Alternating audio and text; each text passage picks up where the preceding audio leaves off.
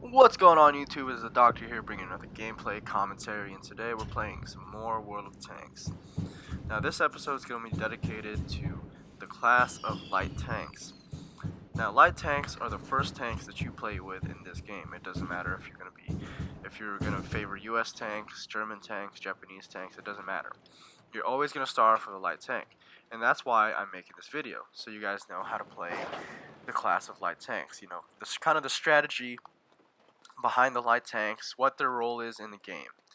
Now, as you can see here, I'm using the German tank, the tractor. I don't know how to pronounce the first part of the tractor, but it's the tractor. It's not the fastest tank, the light tank there is, but I think it's one of the stronger ones. I don't know. I didn't have time to pick and choose all the light tanks. There are way too many in the game, and this video would be way too long to describe light tanks. Now, light tanks are one of the faster tanks in the game, and they have the maneuverability that some tanks don't, meaning they have a 360 maneuverability of their turret, which means they can turn around 360 degrees, blah blah blah.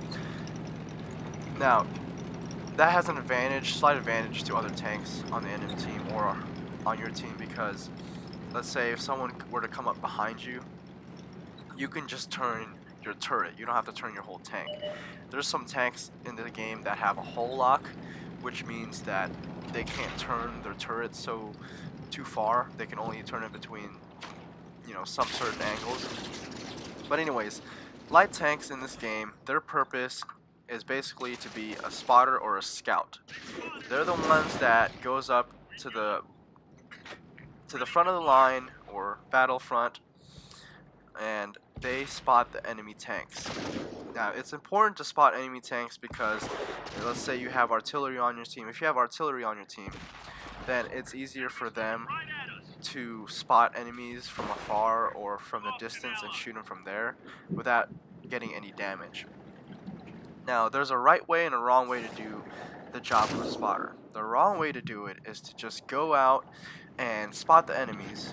Sure, you're spotting your enemies, but if you're not using strategy, or you're not running around with a purpose, and you die within the first 10 seconds of the game or the first minute, then you're not doing your team any good, because the point of the spotter is to spot the enemy tanks as long as possible. Now, as you can see here, there's 5 medium tanks and there's 2 scouts, one being myself. Now, if the 2 spotters died instantly, we would have not won this game. And we did end up winning this game. Now, the spotters, like I said, the best way to be a spotter is spot the enemy. Keep a constant eye on it, because if you don't keep a constant eye on a spotter or on an enemy tank, they'll disappear from line of sight. For some reason, that's just how the game is. So you have to keep a constant eye on the enemy tank, or else they'll disappear. Even though you know where they're at, I mean, you can still keep shooting at that spot, but you won't see a tank. And you guys will see that once you start playing the game as well. But like I said, to be an effective spotter, you need to be able to spot the enemy tank and keep an eye on that enemy tank. You can't just spot them once and then die, because I think if there isn't anyone spotting that enemy or keeping an eye on that enemy will just disappear within, I think, 30 seconds or maybe a little bit less. I can't remember. But to be an effective spotter, you can't just go out and run and kill yourself within the first 10 seconds and say, alright, I did my job, I spotted the enemy. No, you have to play it smart. And also, what's the fun in every time you come into a game you die in the first 10 seconds? Sure, you'll get those games, but the point of the game is to be strategic, to use your brain, to use the thing inside your head. But there's a lot of people, you'll have people on your team like that. They'll just run around, they don't know what the hell they're doing. And again, if they want to do that, that's fine.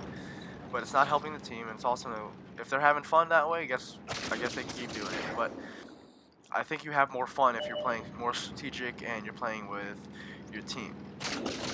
Now, with that being said, light tanks you know, that is their main role. They don't have the highest hit points, or they can't deal that much damage, and they also can't take as much damage as heavy tanks, light tanks, and all that.